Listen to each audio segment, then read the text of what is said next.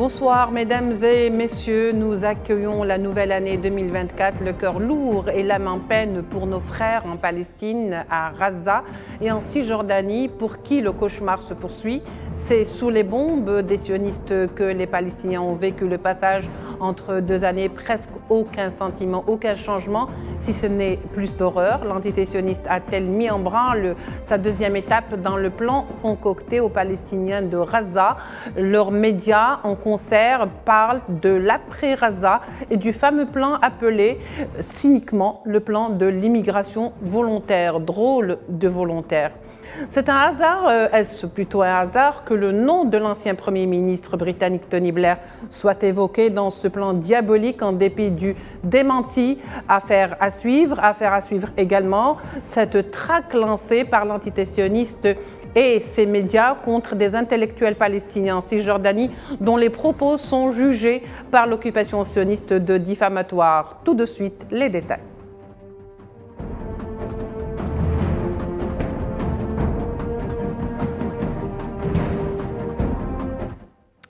Alors, pour en parler respectivement, nous recevons ce soir avec beaucoup de plaisir Amjad Chihab, professeur à l'université d'Al-Aqsa. Monsieur Amjad Chihab, bonsoir, merci d'avoir été avec nous ou d'être avec nous. Monsieur Amjad Chihab. Merci beaucoup. Bonne année et je salue vos invités et je salue également de Al-Quds tous les téléspectateurs. Oui, très bien, Monsieur Amjad Chihab. Nous recevons également Monsieur ou Maître Gilles Devers, avocat au barreau de Lyon, avocat du Front Polisario, mais également Monsieur Gilles Devers, vous êtes avocat dépositaire de la plainte pour crimes contre l'humanité contre des Palestiniens à Gaza auprès de la CPI. Maître Gilles Devers, bonsoir. Merci d'avoir accepté notre invitation. Bonsoir, très heureux de commencer l'année avec vous tous. Eh ben, c'est réciproque. Nous avons également le plaisir d'avoir avec nous ce soir Gamal Abina, analyste et expert des questions internationales. Gamal Abina, bonsoir, merci d'être des nôtres. Bonsoir, bonne année à tout le monde et merci pour l'invitation. Merci à vous. Alors pour commencer, et nous allons faire vite parce que l'émission ne dure que 26 minutes, nous voulons profiter au maximum de nos invités. Commençons avec vous, Amjad Chihab. Vous êtes un peu nos yeux là-bas en Cisjordanie et vous me disiez que depuis quelque temps, vous faites l'objet de menaces de mort car vous êtes justement apparu sur des chaînes de télévision russes et même azerbaïdjanaises. Et que vos déclarations sur le massacre qui est donc perpétré à Gaza par l'occupation sioniste ont beaucoup déplu. D'ailleurs, pour faire bref, vous êtes carrément victime d'une véritable campagne d'acharnement médiatique. Est-ce que vous pouvez nous en dire un peu plus, Amjad Chihab? Oui, je fais plusieurs interviews, des interviews avec la presse, surtout arabe et la presse occidentale. J'en ai fait une interview sur la chaîne officielle de la Russie. J'ai expliqué vraiment d'une façon bien claire comment ça se passe. Et je pense qu'il y a à peu près 1 million des immigrés juifs russes, et surtout dirigés par le leader d'extrême droite Lieberman, très connu. Mais j'étais choqué par le média, par la presse israélienne, voir ma photo et avec des centaines de commentaires, des insultes, des menaces sur ma personne. J'ai vu une campagne d'incitation contre moi. J'étais un peu choqué par rapport que je fais mon métier. Je suis prof de sciences politiques, je fais des analyses politiques, j'essaye d'être objectif, en plus j'essaie d'être clair par rapport à tous les comportements qu'ils le font et malheureusement on voit un État qui donne pas la liberté d'exprimer et surtout il utilise tous les moyens pour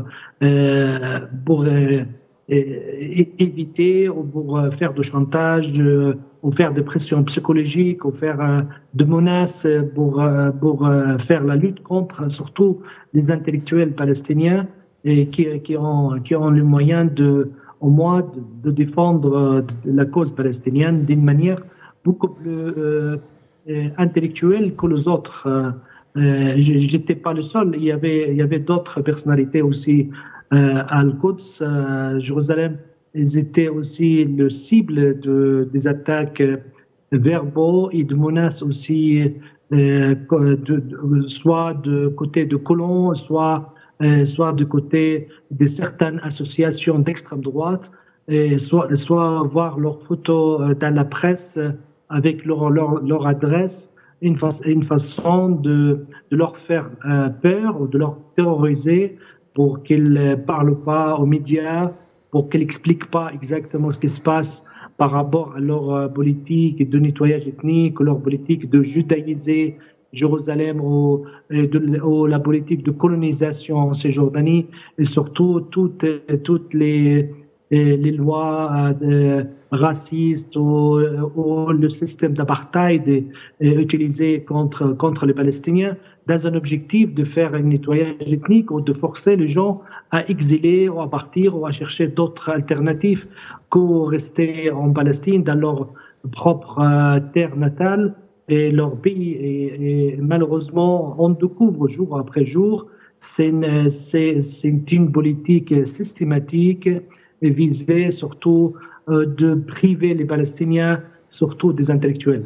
Oui, alors Amjad Chihab, il faut quand même préciser par la documentation que nous avons reçue de votre part concernant ce sujet justement, vous êtes carrément dans le viseur de l'occupation sioniste. Les médias parlent de vous, ils titrent même à votre sujet, et pas que vous d'ailleurs, à tous ceux qui sont persécutés, qui osent donc donner une voix dissonante qui n'est pas selon les desiderata donc, de l'occupation sioniste.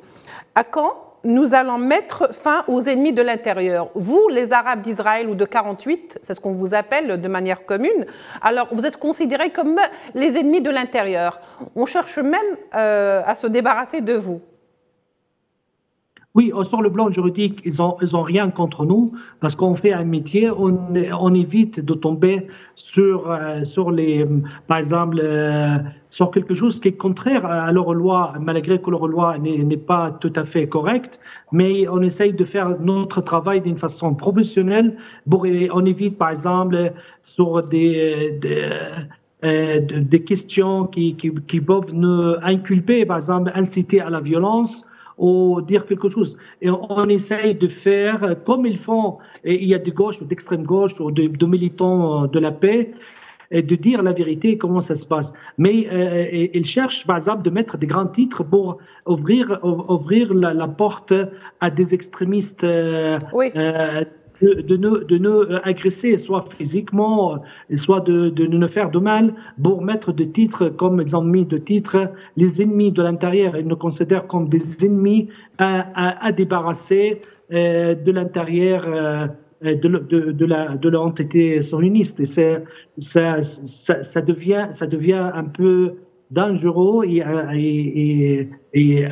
très très inquiétant pour nous, surtout que les agressions physiques continuent, surtout par tous les moyens, soit par l'arrestation, soit par essayer de diaboliser ou essayer de chercher des prétextes pour faire tout l'impossible pour stopper ou nous empêcher à parler ou nous interdire ou faire des sanctions ou faire des menaces, par exemple, comme ils ont dit dans les commentaires, retirer les cartes de séjour permanent ou essayer de nous mettre en prison par une décision de détention administrative. Absolument. Et malheureusement, voilà, il y a...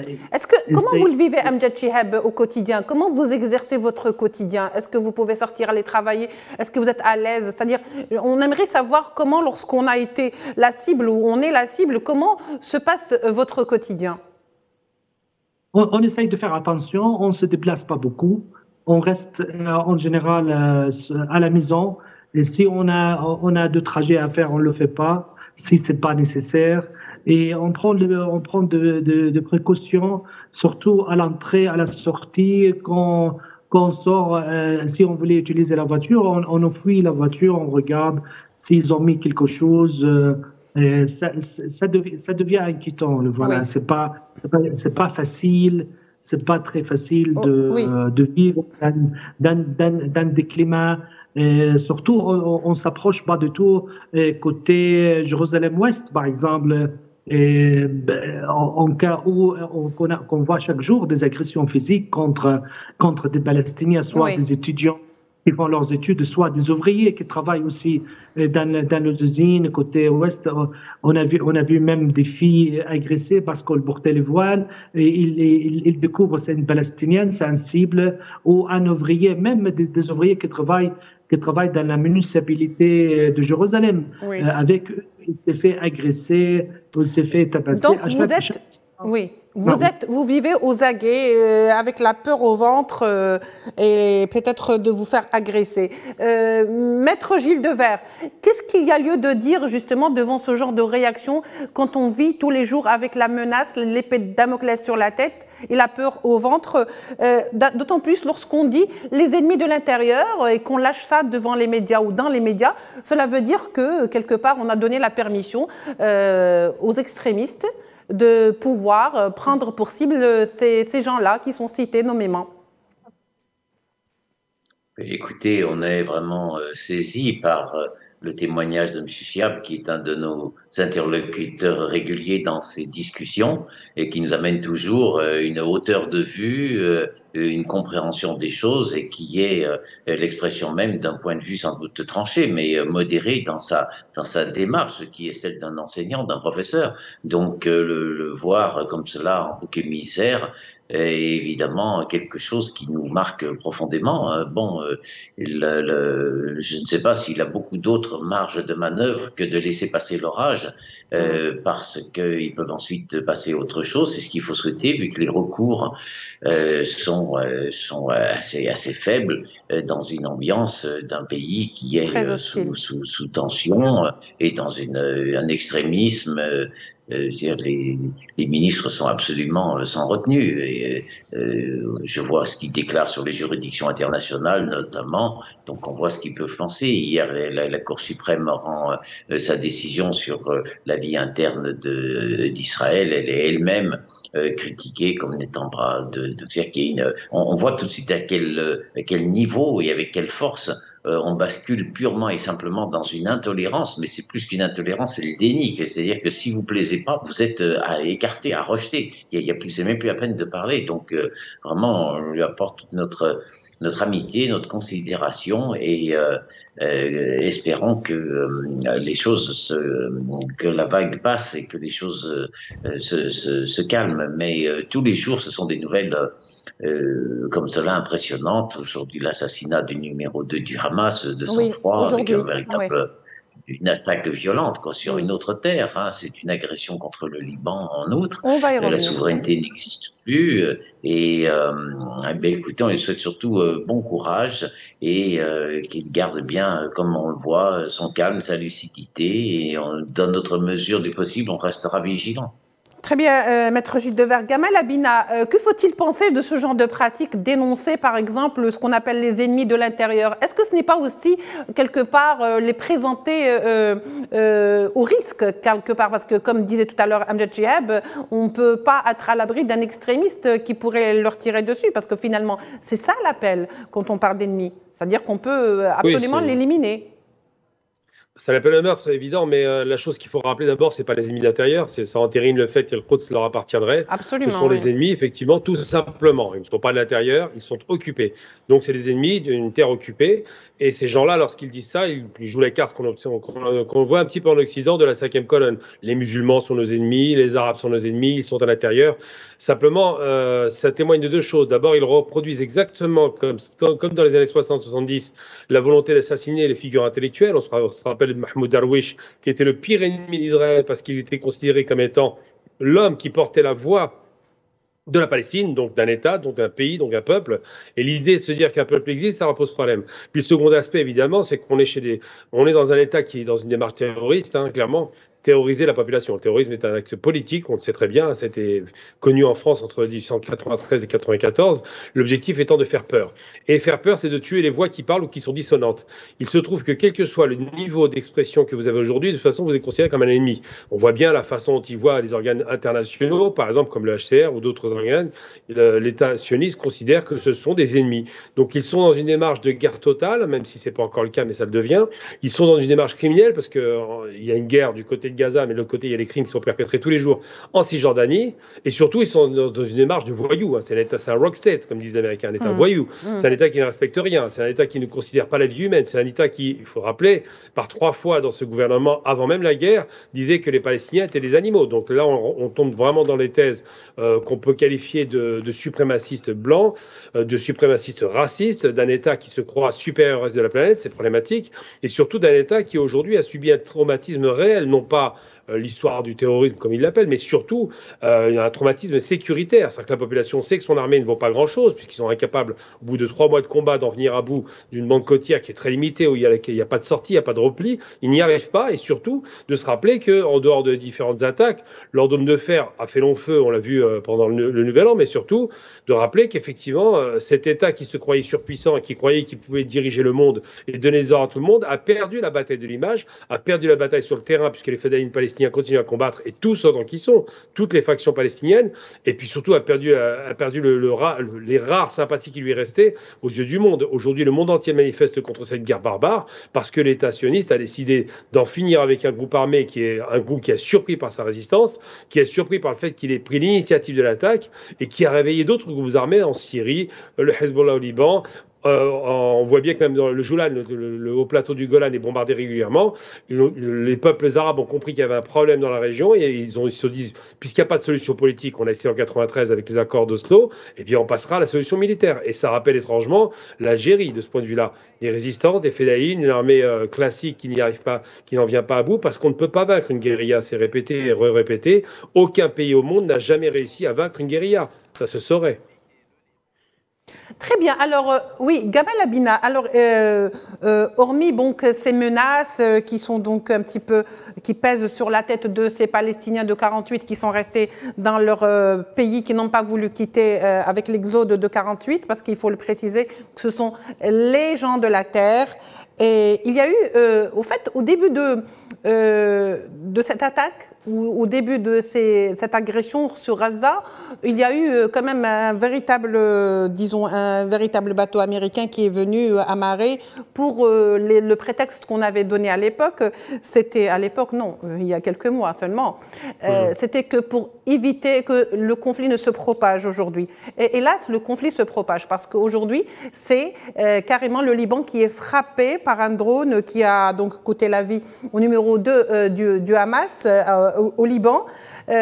Alors, finalement, il n'y a plus de lieu sûr pour les Palestiniens. Il n'y a plus aucun lieu sûr, ni dans les pays frontaliers arabes, ni en Europe d'ailleurs. Est-ce que cela est permis? Moi, ça me rappelle un certain intellectuel juif allemand dans les années 40 qui s'appelait Walter Benjamin, qui a dû fuir en France parce qu'il n'était pas en sécurité en Allemagne et qui a fini par se suicider devant la frontière espagnole. Les Palestiniens sont dans la même situation. Les intellectuels ne peuvent plus être sur place, on l'a compris. Les populations sont toutes mises en danger de façon permanente, mais la guerre généralisée ne vient pas des Arabes, contrairement à ce qui est dit. Je veux dire, l'occupation du Golan, c'est bien Israël qui occupe. L'agression au Liban, les 2 fermes, il y a 2 fermes libanaises qui sont encore occupées par les sionistes, c'est bien eux qui attaquent. Ça fait 10 ans que l'État sioniste passe son temps à attaquer en Syrie, bombarde régulièrement pendant plus d'une centaine d'attaques. Je le rappelle tout de même, le chiffre est important.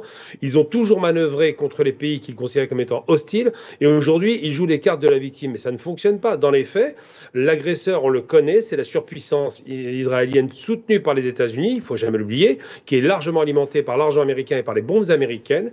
Et cet agresseur qui joue la victime, en vérité, a toujours agressé. Je veux dire, tous les jours en moyenne, vous avez 1 à 2 morts par jour depuis 75 ans. Comment voulez-vous vivre dans les conditions normales quand vous avez un agresseur qui vous dit de façon systématique de rester dans votre case, dans votre prison à ciel ouvert pour Gaza, de rester dans les terrains qu'on va vous confisquer au fur et à mesure, on va vous détruire vos maisons. Comment voulez-vous vivre normalement dans un territoire qui est occupé, évidemment, reconnu internationalement, mais pour lequel il n'y a pas d'espoir? Il faut se mettre à la place des Palestiniens. Il n'y a aucun espoir de solution politique, puisque les gars d'en face n'en veulent pas. Ce sont des agresseurs, ce sont des extrémistes extrémistes de droite, et il n'y a qu'un espoir de solution militaire, même si aujourd'hui il y a une reprise des combats. Mais finalement, qu'est-ce que disent les Palestiniens? Ils disent: nous préférons mourir les armes à la main plutôt que de jeter une pierre et de prendre une balle. C'est logique, il y a une réaction qui est humaine, et la partie sioniste de l'autre côté fait semblant de ne pas le comprendre, mais ils ont très bien compris aujourd'hui que leur plan machiavélique de croire qu'ils étaient surpuissants et en sécurité ne fonctionne plus.